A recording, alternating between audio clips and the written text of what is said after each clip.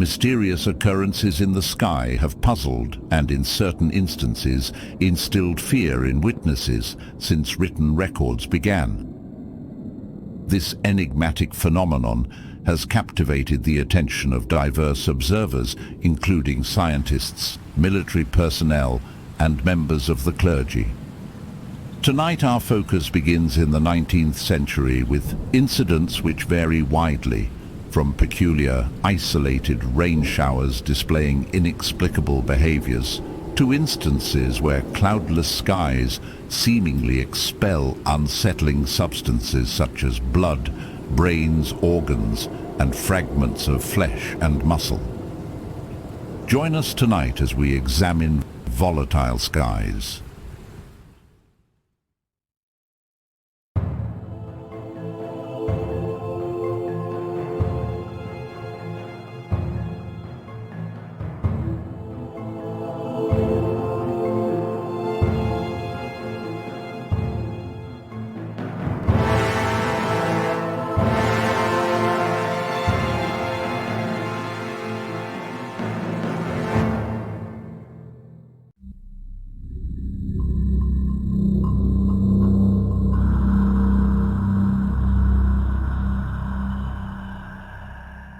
We begin in North Carolina, where, according to the Charlotte Chronicle's October 21st, 1886 edition, rain consistently descended every afternoon over the preceding 3 weeks, within a small area nestled between 2 trees.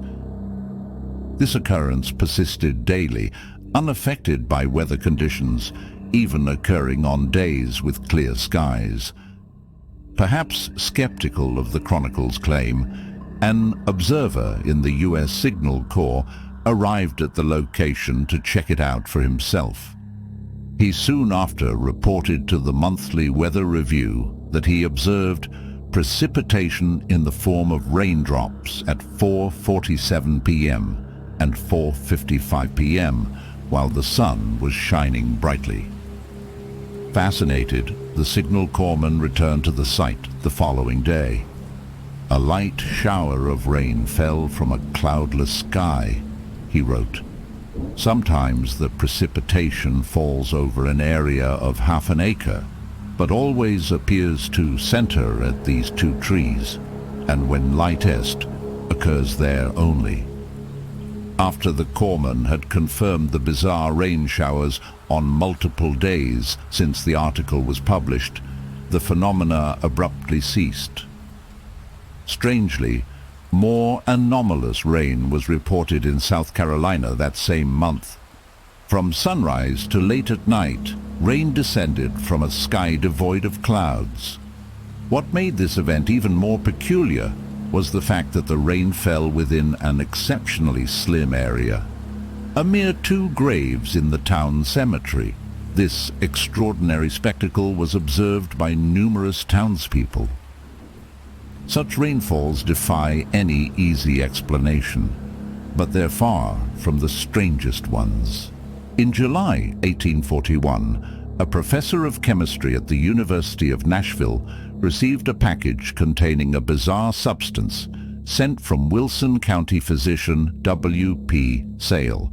The package included a letter which read, "The particles I send you I gathered with my own hands. The extent of surface over which it spread and the regular manner it exhibited on some green tobacco leaves leave very little or no doubt of its having fallen like a shower of rain.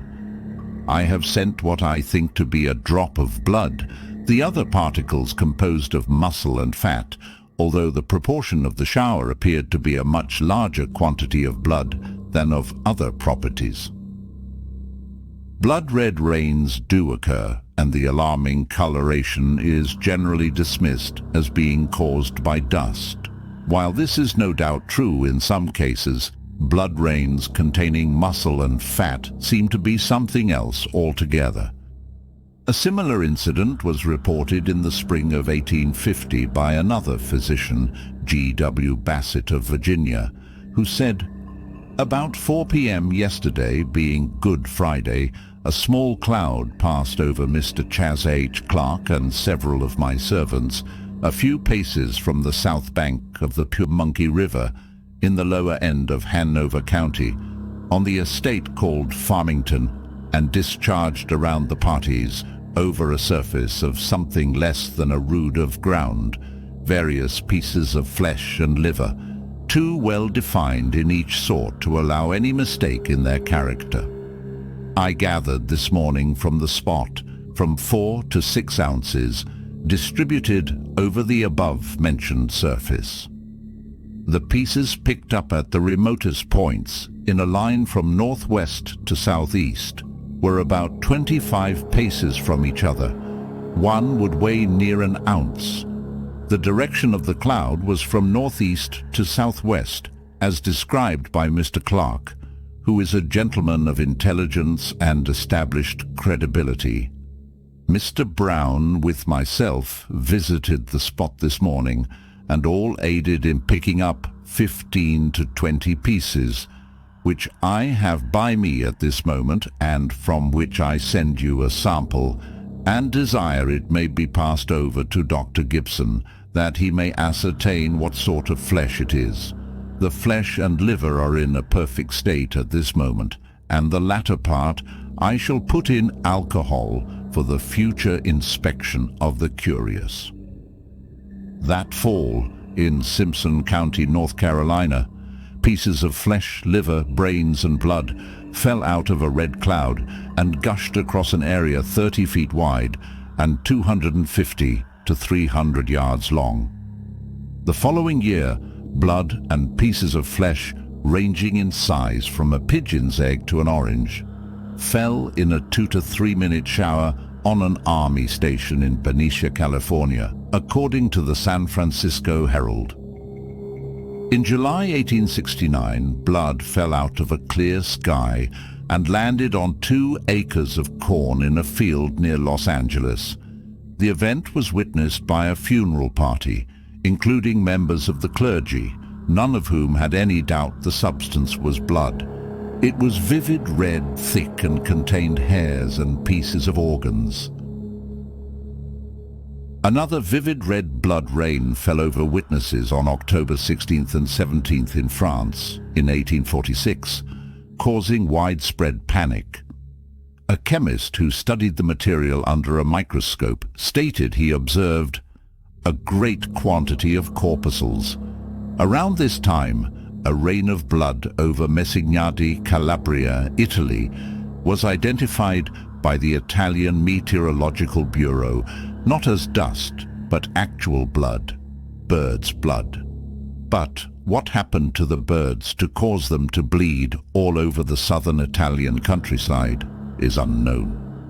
Nor are there any reports of large quantities of birds dying in the area or their bodies being found. In March of 1876, flakes of meat 1 to 4 inches square plopped down from the sky onto a field in Bath County, Kentucky, covering an area of 5,000 square yards. One of the witnesses picked up a flake and tasted it. It was perfectly fresh, he said, and it reminded him of mutton or venison. According to the French scientific journal L'Astronomie, on 2 occasions, 12 days apart, a red rain fell in the Mediterranean. Curious witnesses burned samples of the material, which left a long-lasting odor of animal matter. It may be comforting to simply brush aside these gruesome incidents as tall tales cooked up by overzealous newspapers. But they are well documented, and many were witnessed by credible professionals. One would also be mistaken to assume such things don't still happen in more modern times. For example, in 1968, a shower of meat and blood rained down on 2 small towns located between Sao Paulo and Rio de Janeiro, Brazil. The incident was reported in the media. A police officer who investigated the scene said, "The pieces of flesh were found lying at distances of half a meter apart. their size varying between lengths of 5 centimeters and 20 centimeters. The meat was of a spongy texture and violet in color, and was accompanied by drops of blood. The sky at the time was quite clear. No aircraft had been seen just prior to, during, or after the event, nor were there any birds in the sky. In Colombia, South America in 2008, samples from a blood-red rainfall that terrified villagers was analyzed by a local scientist who found 3 separate markers for blood, but was unable to determine what type of blood it was and, of course, how it got up into the sky to begin with. In eastern Sri Lanka, on November 17, 2012, a fireball and explosion in the sky was followed by a torrential rain of what looked like blood, which rained down on villagers. "We went to look at the puddles, and it looked like dirty blood," said witness Hemalath Manki. Another witness, Thanyal Almal, added, "When we looked, the ground was completely red." Evidence was collected. "It was raining, and I had put my clothes out," said resident Wayalat Silawathi. "And when I went to look, there were red patches on the clothes." The witness stated she was shocked and frightened at the sight.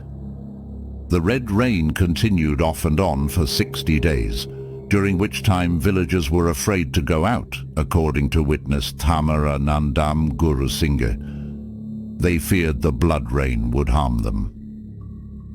Not surprisingly, the government became involved, and 6 specialist doctors appointed by the Ministry of Health were sent to investigate. According to Dr. Anil Samaranayake of the Sri Lanka Medical Research Institute, within 12 hours they'd obtained samples and conducted a chemical analysis on them. They were unable to determine what the substance was. Assuming the rain's color could be explained away as containing dust, Indian Professor Godfrey Lewis analyzed samples of the rain. He was astonished to find not dust particles, but something else.